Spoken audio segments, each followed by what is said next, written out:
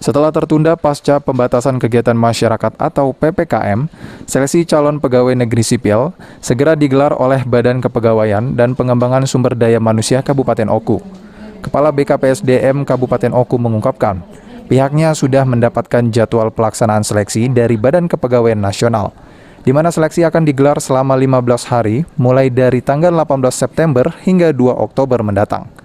Hampir 6.000 pelamar CPNS dan pegawai pemerintah dengan perjanjian kerja atau P3K yang akan mengikuti seleksi.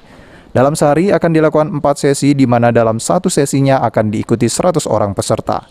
Dikatakan Mardaili, dalam pelaksanaannya nanti akan dilakukan protokol kesehatan COVID-19 yang ketat, di mana setiap peserta wajib menunjukkan hasil tes swab antigen atau PCR dan memakai masker 3 lapis.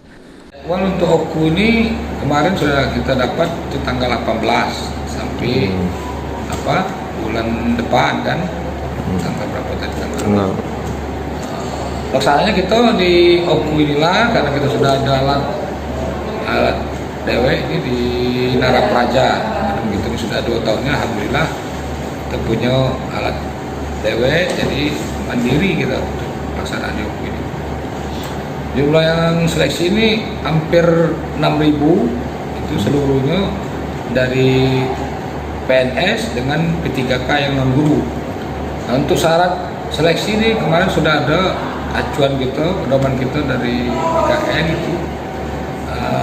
Mereka itu harus swab, jadi berlaku untuk 1 hari, kemudian pakai masker itu 3 lapis, dan ditambah lagi dengan protokol kesehatan yang lain. Dari kita juga ada Satgas COVID untuk standby di situ, dan kita juga menyiapkan tempat untuk mereka yang suhunya 37 derajatan untuk tesnya tersendiri. Sudah kita siapkan juga tempat untuk mereka yang kebetulan suhu tubuhnya di atas 37 ke atas.